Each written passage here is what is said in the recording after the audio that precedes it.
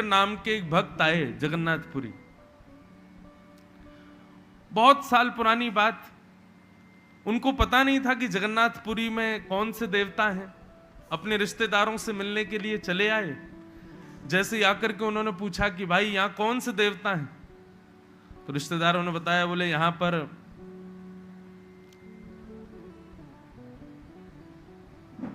जगन्नाथ जी। बोले जगन्नाथ जी कौन है? बोले कृष्ण का अवतार। अब तो गणपति भट्ट जी तो बड़े व्याकुल हो गए, परेशान हो गए। बोले राम राम राम, ये मैंने क्या कर दिया? रिश्तेदार बोले क्या हो गया, इतने परेशान क्यों हो रहे? बोले अरे मैं गणेश जी का भक्त हूं, मैं गणेश जी के अलावा ना किसी देवता को देखता हूं, ना किसी देवता को पूजता हूं, ना कहीं जाता हूं। ये मैंने क्या कर दिया? मैं ये जगन्नाथपुरी क्यों आ गया? यहां पर अब मुझे कृष्ण को देखना पड़ेगा, और ये देवता तो बड़ा मायावी है, एक बार इसको जो देख लेता है ये उसको अपना बना लेता है। मैं अपने देव के प्रति बड़ी निष्ठा रखता हूं, मैं गणेश जी के अलावा किसी को नहीं देख सकता। कहीं मेरी निष्ठा खत्म ना हो जाए, कहीं ये कालिया मुझे अपना ना बना ले, कहीं ये जगन्नाथ जी मुझे अपनी ओर खींच ना ले। ऐसी भावना उसके हृदय में प्रकट होने लगी। अब तो वो इंतजार करने लगा कब वापस जाऊं मैं जगन्नाथपुरी से। समुद्र के किनारे जाकर के बैठ गया, बार बार गणेश जी को याद करके गए, हे भगवान मुझे क्षमा कर देना, हे गणपति जी मुझे क्षमा कर देना। मुझे अगर पता होता कि यहां आपका मंदिर नहीं है तो मैं आता ही नहीं। अब उसकी इतनी सहज निष्ठा कि मंदिर में बैठे जगन्नाथ जी को भाग गया। वो जगन्नाथ जी बलराम जी और सुभद्रा जी से बोले, देखो एक हमारा गणपति भट्ट नाम का भक्त आया है, वो गणेश जी का बड़ा परम भक्त है, गणेश जी के अलावा किसी देवता को नहीं देखता, लेकिन मुझे उसकी वो निष्ठा बड़ी बढ़िया लगी है, मैं तो जा रहा हूं उसके पास। सुभद्रा बलराम जी बोले, वो आपको देखना भी नहीं चाहता और आप उससे मिलने जा रहे हो? जगन्नाथ जी बोले, क्योंकि मुझे उसकी निष्ठा बड़ी बढ़िया लगी, गणेश जी के प्रति जो उसका विश्वास है ना, मुझे उससे बड़ी प्रसन्नता है। और जी जगन्नाथ जी छोटे से बालक बन करके गणपति भट्ट के पास पहुंच गए। समुद्र के किनारे बैठा था। जगन्नाथ जी गए, छोटे से बालक बन के गए और जाकर के बोले, आपका नाम गणपति भट्ट है? बोले जी। आप गणेश जी के भक्त हो? बोले जी। तो फिर दर्शन क्यों नहीं कर रहे मंदिर में जाके? तो गणपति भट्ट बोला कि मंदिर में तो कृष्ण का विग्रह विराजमान है ना, गणेश जी नहीं है, इसलिए नहीं जा रहा। तो बालक हंसने लगा, बोला अरे आपको किसी ने पागल बना दिया है। बोले क्यों? अरे वो साक्षात गणेश जी बैठे हैं भीतर, जगन्नाथ मंदिर में जगन्नाथ कोई और नहीं है, स्वयं गणेश जी हैं। गणपति भट्ट बोला अच्छा, मैं दर्शन बाद में करूंगा, पहले बताना जरा रूप कैसा? बोले लंबोदर, लंबा पेट है उनका, लंबे लंबे हाथ हैं, बड़े बड़े कान हैं, लंबी सूंड है। बोले अच्छा सच में ऐसे हैं जगन्नाथ जी? बोले हाँ।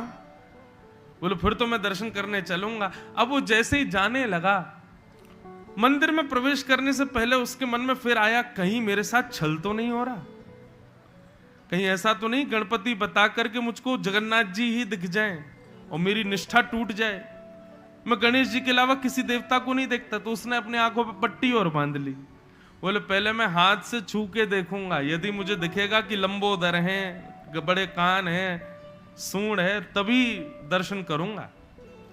अच्छा अभी 2017-18 से शायद या कुछ साल पहले से अंदर जाना प्रतिबंध हो गया जगन्नाथपुरी में, नहीं तो पहले सब भीतर जा सकते थे और सब श्री जगन्नाथ जी को गले लगाते थे। कुछ वर्षों से अब अभी प्रतिबंध कर दिया, अंदर नहीं जा सकते। तो गणपति भट्ट भीतर गया, आंख पे पट्टी, पुजारियों से बोला कहां है जगन्नाथ जी, दिखाओ मैं जरा स्पर्श करके देखूं इनकी नाक सूंड पेट है कि नहीं। जैसे ही उसने कानों के पास हाथ फेरा तो ये बड़े बड़े कान, बोले कान तो बड़े हैं। पेट पर हाथ फेर करके देखा तो लंबोदर, लंबे पेट। और जैसे ही उसने नासिका के ऊपर हाथ फेरा तो नाक पकड़ता पकड़ता नीचे आया तो सूंड जैसी नाक। उसको बिल्कुल विश्वास हो गया, बोले ये तो गणेश जी ही हैं। जैसे ही उसने अपनी पट्टी हटाई, पट्टी हटा करके देखा तो गणेश जी तो अंतर ध्यान जगन्नाथ जी खड़े थे। वो बोले इनकी तो सूंड थी, इनके बड़े बड़े कान थे, कहां चली गई वो? आंख बंद करके स्पर्श करे तो सूंड दिखाई दे, सूंड अनुभव में आवे, और आंख खोल के देखो तो जगन्नाथ जी। इतने में ही श्री जगन्नाथ जी प्रकट हो गए और प्रकट होकर के बोले, भाई तू भेद क्यों मानता है? तू भेद क्यों कर रहा है कि गणपति अलग है, मैं अलग हूं? ये गणपति आदि जितने भी देव हैं, ये सब मेरा ही विलास है, सब मेरा ही रूप है, इनमें अंतर मत मानो। मेरा दर्शन करने से या मेरे भक्त गणेश जी का दर्शन कर लेंगे तो उससे उनकी निष्ठा भंग नहीं होगी। ऐसी भाव क्यों रखते हो? और भगवान ने हृदय से लगा करके पुजारियों को आज्ञा कर दी, आज के बाद जब तक जगन्नाथपुरी में हम विराज रहे हैं और जब तक पृथ्वी पर जगन्नाथ धाम है, ज्येष्ठ पूर्णिमा यानी कि श्री जगन्नाथ जी का प्रादुर्भाव दिन, जगन्नाथ जी का जन्मदिन कब आती है? ज्येष्ठ पूर्णिमा, जिसको स्नान पूर्णिमा भी कहते हैं। ज्येष्ठ पूर्णिमा के दिन जगन्नाथ जी कलशों से नहाते हैं, फिर आप सबको पता होगा, फिर उसके बाद बीमार हो जाते हैं, फिर बीमार होने के बाद फिर रथ यात्रा करते हैं। तो ज्येष्ठ पूर्णिमा जगन्नाथ जी का जन्मदिन है। उस दिन जगन्नाथ जी कितने कलशों से नहाते हैं, और नहाने के बाद जब श्रृंगार करते हैं तो आज भी जगन्नाथ भगवान गणपति भेष धारण करते हैं, उस भक्त की स्मृति में, उस भक्त की याद में। उसको हमको गणेश जी के रूप में देखना प्रिय था, इसलिए हम गणपति रूप धारण करेंगे।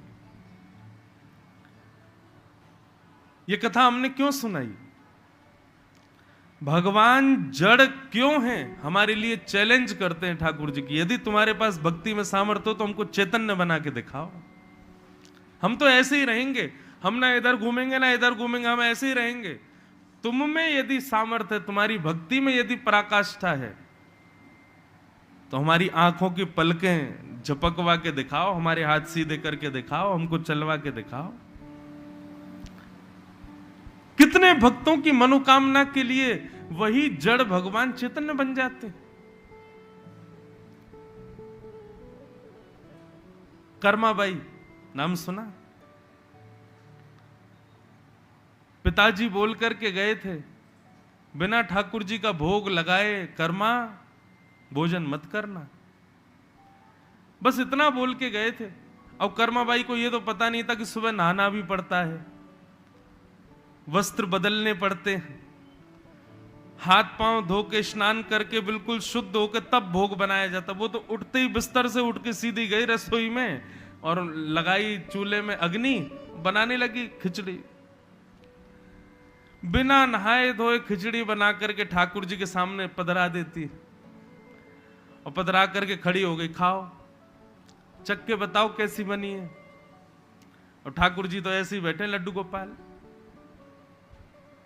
कर्माबाई बोली, अरे अब बस करो, अब ठीक हो जाओ, सीधे हो जाओ, बैठ जाओ, खाओ, मैंने इतनी मेहनत से खिचड़ी बनाई है आपके लिए। अच्छा मुझसे शर्मा रहे हो, मेरे सामने नहीं खाओगे। थोड़ी दूर चली गई, थोड़ी देर घूमते हुए फिर लौट के आई, फिर देखा तो खिचड़ी वैसी की वैसी। कर्माबाई बोली, क्यों, इसमें कुछ कमी है? नमक मिर्च ठीक नहीं है? उंगली से चाट करके देख रही है ठाकुर जी के भोग को। बोले, बनी तो बढ़िया है, फिर आप खा क्यों नहीं रहे हो? एक दिन, 2 दिन, 3 दिन, 4 दिन बीत गए। कर्माबाई को आया गुस्सा और ठाकुर जी से बोली, रुक जाओ, हमारे बाबा को वापस आने दो, अब मैं ना दूसरे ठाकुर जी मंगवाऊंगी, आपको वापस करवाऊंगी। क्यों? आप खाते ही नहीं हो, आप भोग लगाते ही नहीं हो। अरे ठाकुर जी, भोग नहीं लगाओगे तो गाल पिचक जाएंगे, पतरे दुबरे हो जाओगे, फिर अच्छे नहीं लगोगे आप। उसके उस प्रेम भाव से, कर्माबाई के उस प्रिय भाव से इतने रीझ गए श्री जगन्नाथ जी। कर्माबाई बिना नहाए धोए अशुद्ध अवस्था में भोग बनाती है और ठाकुर जी उसको पाने के लिए दौड़े चले आते हैं। ऐसा वैष्णवों का मानना है कि श्री जगन्नाथ जी का जो मुख है ना, वो जला हुआ सा दिखता है, होठ साफ नहीं दिखते, नासिका थोड़ी जली हुई सी दिखती है। क्यों? बोले, कर्माबाई खिचड़ी बनाती गरम गरम, और जैसी पुलाती तो श्री जगन्नाथ जी दौड़ करके जाते खाने के लिए। हाथ लगाया खिचड़ी को तो हाथ जल गए, मुख से लगाया तो मुख जल गया। जल्दी में रहते थे, क्यों? पुनः जाना है जगन्नाथपुरी। और कर्माबाई के उस प्रिय भाव के लिए मूर्ति में से भगवान प्रकट हो गए, खाने लगे। मतलब वे जड़ नहीं है, वो चैतन्य है। जड़ इसलिए दिख रहे हैं, हमारे लिए चैलेंज है। तुम्हारी भक्ति में सामर्थ्य हो, तुम में सामर्थ्य हो तो हमको चैतन्य बना के दिखाओ। कर्माबाई ने चैतन्य बना दिया। जगन्नाथपुरी के भक्त हुए श्री बलराम दास जी, उन्होंने चैतन्य बना दिया। गणपति भट्ट ने चैतन्य बना दिया। हमारे सूरदास, मीराबाई, इन सबों ने ठाकुर जी को चैतन्य रूप में देखा। हम क्यों नहीं देख पाते? हम क्यों आज भी जगन्नाथ जी को जड़ में ही देखते हैं? क्योंकि हमारी भक्ति में सामर्थ्य नहीं उनको चैतन्य करने की। इसी के लिए भक्ति पथ है, इसी के लिए भागवत की कथा है कि हम में सामर्थ्य हो, हमारी भक्ति में इतनी शक्ति हो तो जड़ को चैतन्य बना के दिखाओ।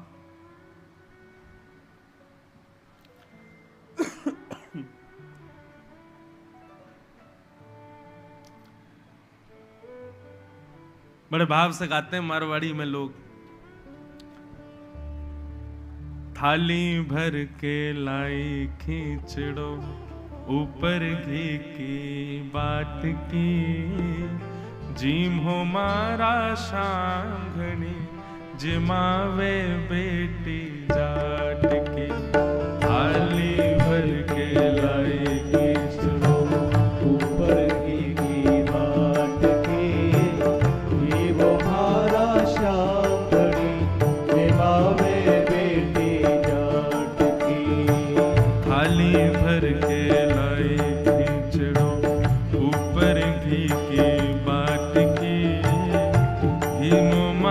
शाम घनी, जिमावे बेटी जाट के। थाली भर के लाई खींचड़ो, ऊपर की बाट के, ये वो मारा शाम घनी, जिमावे बेटी। पूरा भजन तो नहीं गाएंगे, कथा तो हमने सुनी है, पर इसकी जो अंतिम पंक्ति है ना इस भजन की, वो ध्यान से सुनिएगा। क्या कह रहे हैं? भक्ति हो तो कर्मा जैसी, सांवरियों घर आवे गो।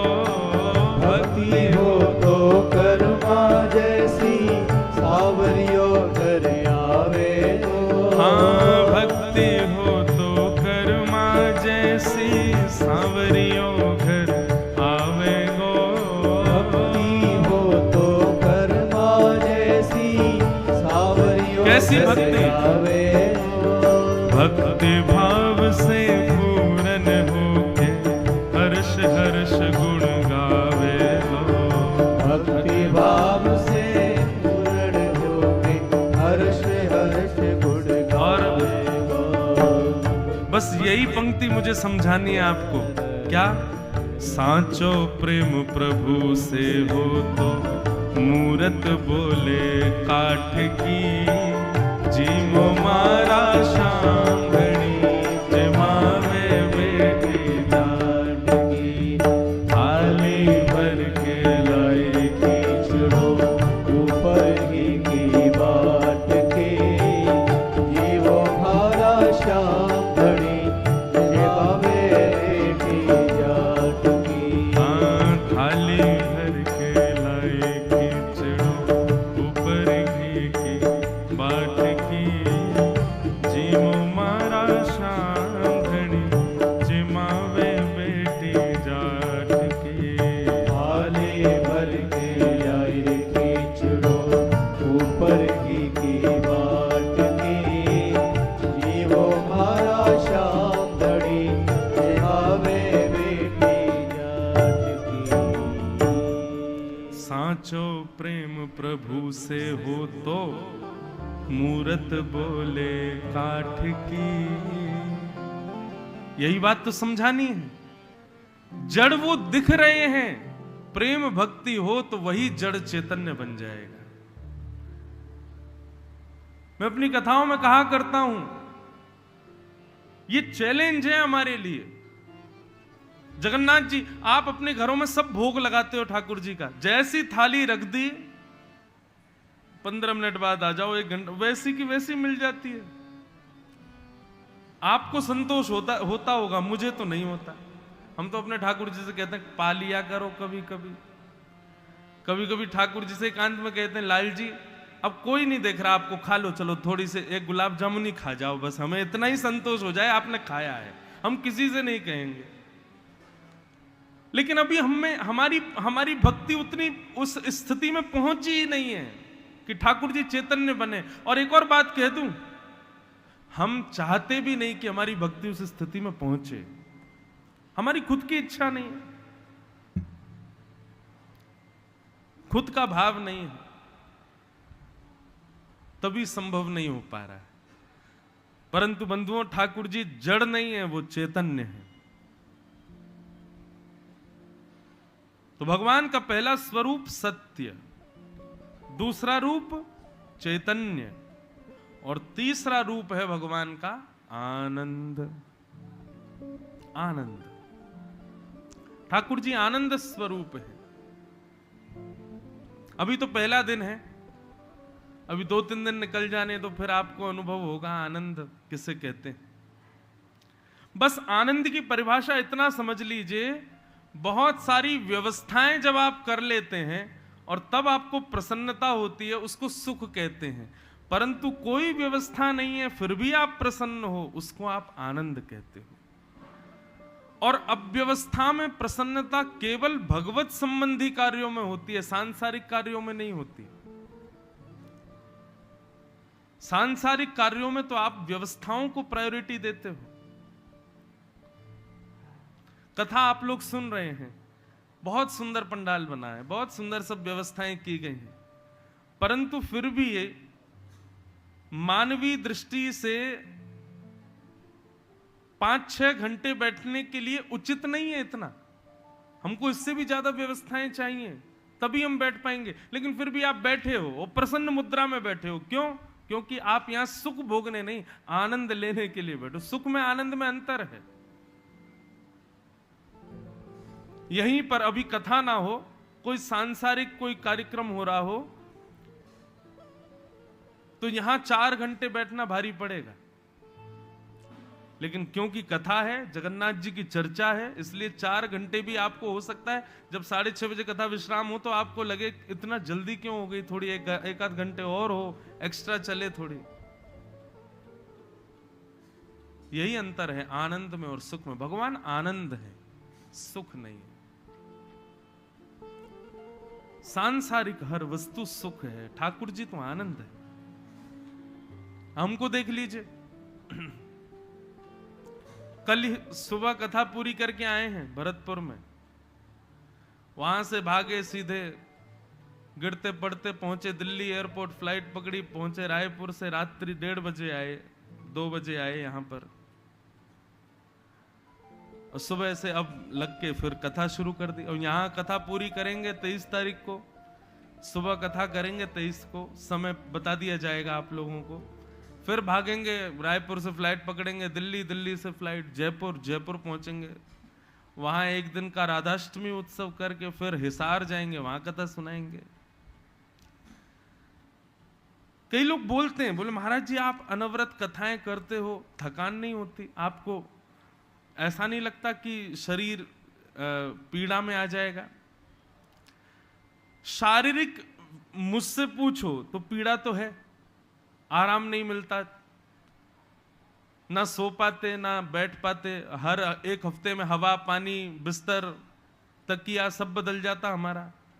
आज सुबह हमारे से मिलने आए थे तो मैं उनसे यही बात कह रहा था कि अभी लगातार कथाओं में एक और चीज समझ में आई कि जैसे सब चीज जरूरी है, बिस्तर और तकिया भी मुझे लगता है संगी लेके चलना पड़ेगा। हर हफ्ते में तकिया बदल जाती है, गले की नसें मेरी दर्द करती है, कहीं पर पतली तकिया, कहीं मोटी तकिया, कहीं चौड़ी तकिया।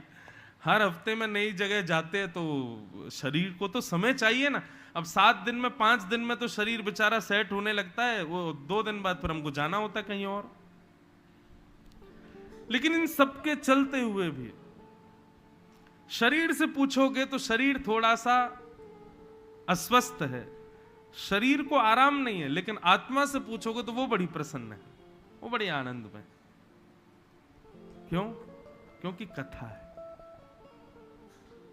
भगवत चर्चा है, कथा है, वैष्णवों के बीच में भगवत वार्ता है। इसमें सुख नहीं मिलता, इसमें आनंद मिलता है। 4 घंटे में एक आसन पर बैठे रहेंगे, पता भी नहीं चलेगा। क्यों? सुख नहीं है ना, आनंद मिल रहा है। और जब आप व्यवस्थाओं से परे प्रसन्न होने लग जाओ तो समझना आनंद आपके जीवन में आए। और आनंद कौन है? जगन्नाथ जी का ही तीसरा रूप है आनंद। 3 बजे से 6 बजे तक की कथा के बीच में यदि नींद आ जाए, 3 बजे से 6 बजे कथा के बीच में मन हो जाए, थोड़ा हम उठ के थोड़ा घूम आए, थोड़ा पानी पी आए, थोड़ा चाय पी लें, तो पीछे बैठे थोड़ा सो लें, तो समझो अभी आपके जीवन में आनंद रूपी, सच्चिदानंद रूपी जगन्नाथ जी आए नहीं है। लेकिन 3 बजे बैठे और कब 6 बज गए पता भी नहीं चला, समझो जगन्नाथ जी आए, जीवन में पधारे। अब उन्होंने हमको स्वीकार कर लिया है। अब हमारा देह अभिमान से शून्य हो चुका है। अब समय का नहीं पता चलता। अब शरीर की इच्छाएं धीरे धीरे समाप्त होती जा रही हैं। यह आनंद,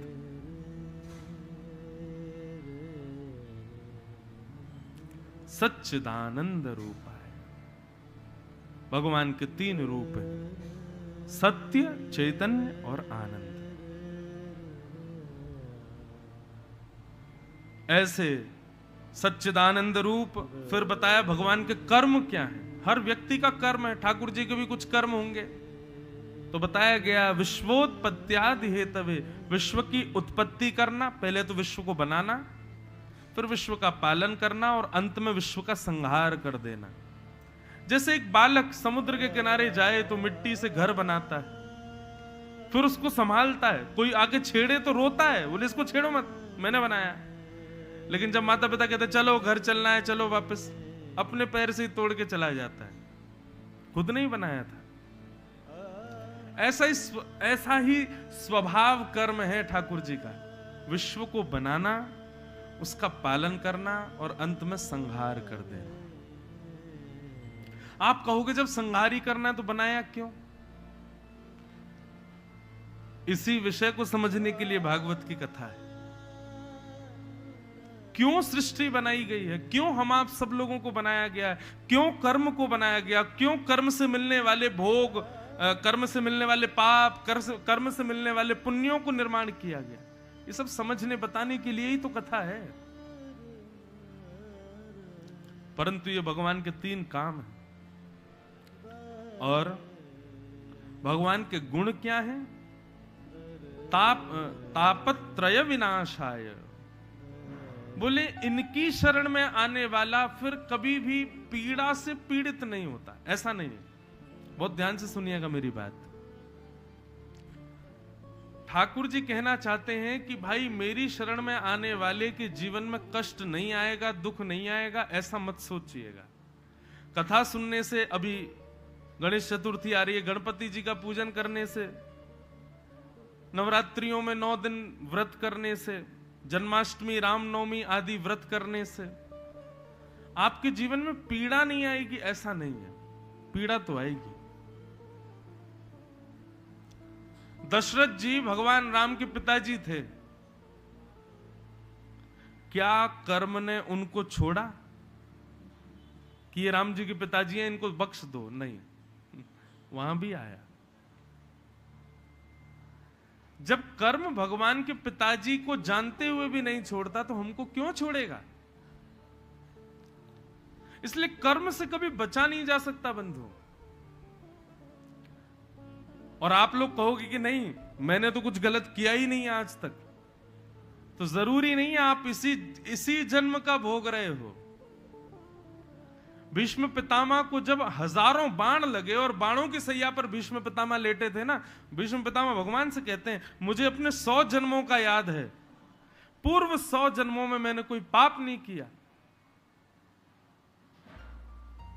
दुर्योधन, दुशासन आदि जैसे दुष्टों को इतनी पीड़ा नहीं हुई महाभारत युद्ध में जितनी इस परम पवित्र भीष्म पितामह को दिया आपने। क्यों?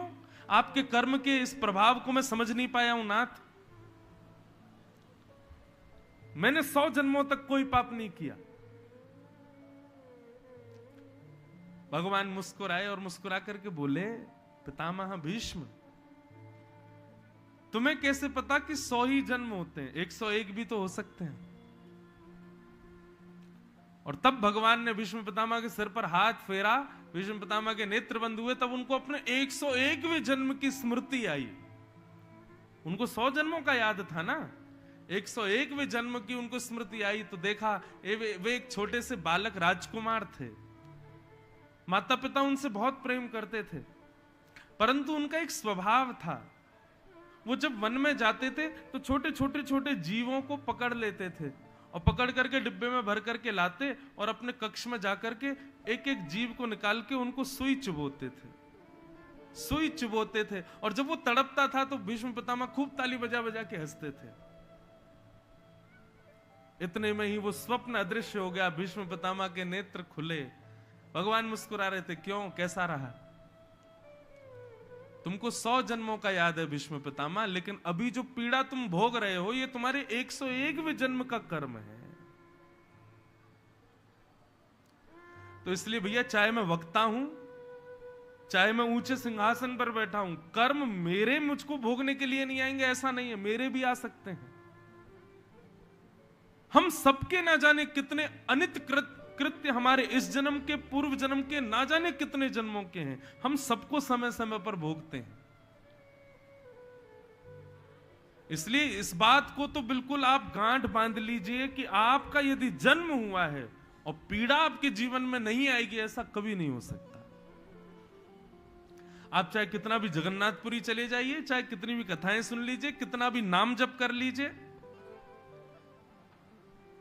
पीड़ा आएगी। हां, बस इतना है। तो फिर आप कहोगे, तो फिर महाराज जी ये तीर्थों में जाना ही क्यों है, धर्म करना ही क्यों है, भजन करना ही क्यों, जब पीड़ा आनी ही है? पीड़ा आनी ही है तो क्यों ना हम भोगते हुए पीड़ाओं को सहें।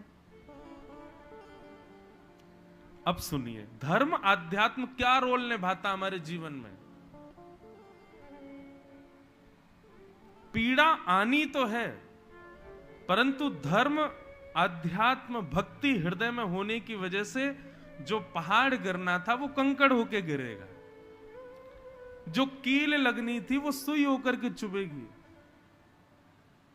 जहां पहाड़ से गिरना था वहां ठोकर लग करके बस संभल जाओगे। बस ये होता है भक्ति का प्रभाव, नाम जप का प्रभाव, कथा सुनने का प्रभाव, तीर्थ यात्राओं में जाने का प्रभाव, संतों की सेवा का प्रभाव, धर्म करने का प्रभाव यह है कि जो विशाल हमारा विपत्ति हमारे ऊपर आने वाली है, वो विशाल विपत्ति सूक्ष्म हो जाती है। भगवान कृष्ण भीष्म पितामह को समझाते हैं, तुम उन जीवों को जो पीड़ा देते थे, वो पीड़ा तुम्हारे आज रोम रोम में बाण लगे हैं भीष्म पितामह, लेकिन तुमने इतना भजन किया है, इतना धर्म किया है कि इस पीड़ा की समय पर साक्षात त्रिलोकीनाथ तुम्हारे सामने खड़ा है, जिसकी वजह से तुमको पीड़ा का अनुभव नहीं हो रहा है। इसलिए भैया, कर्मन की गति न्यारी, इन कर्मों की गति से कोई नहीं बच पाता है, सबको भोगना पड़ेगा। आप जिस पृथ्वी पर रहते हैं, मैं अपनी कथाओं में कहा करता हूं, इस पृथ्वी का असली नाम क्या है? दुःखालयम। क्या नाम है? दुःखालयम शाश्वतम। पृथ्वी को कहा गया दुःखालय। आलय किसको कहते हैं? संस्कृत में आलय कहते हैं घर को।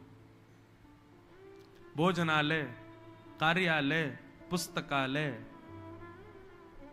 विद्यालय, ऐसे दुःखालय। जैसे भोजनालय में केवल टमाटर, घिया, तोरई, आलू ही मिलेंगे, पुस्तकालय में केवल नॉवेल्स ही मिलेंगी या साइंस की बुक्स मिल जाएंगी, मैथमेटिक्स मिलेगी, पढ़ने की किताबें मिलेंगी, ऐसे ही दुःखालय में क्या मिलेगा? केवल दुख।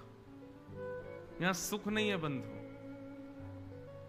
इन प्रेजेंट, अभी की स्थिति में यदि कोई प्रसन्न है तो इस पंडाल में बैठे हुए लोग होंगे। हम लोग प्रसन्न हैं। 6 बजे के बाद का नहीं पता, 3 बजे से पहले का नहीं पता, पर ये 3 घंटा हम रोज प्रसन्न रहने वाले हैं अगले 7 दिन तक। और प्रसन्न भी नहीं, हम सुखी भी नहीं रहेंगे, हम आनंद में रहने वाले। सुखी कौन होता है? प्रसन्न कौन होता है? खाने को बढ़िया मिल जाए वो सुखी, सुनने को बढ़िया मिले वो सुखी, देखने को अच्छा मिले वो सुखी। परंतु यहां खाने को कुछ नहीं मिलेगा, यहां देखने को कुछ नहीं है, एक सा ही दिखेगा रोज, पर फिर भी आप प्रसन्न रहोगे। इसलिए इसको सुख नहीं, आनंद कहते। तो भैया ये संसार का कॉन्सेप्ट बड़ा विचित्र है। पीड़ा सबके जीवन में आएगी, दुख सबके जीवन में आएगा, बस भगवत भजन भक्ति का प्रभाव ऐसा होता है कि जो विशाल पर्वत हमारे ऊपर गिरने वाला है वो कंकड़ होकर के गिरेगा, लेकिन गिरेगा जरूर, बच नहीं पाओगे उससे।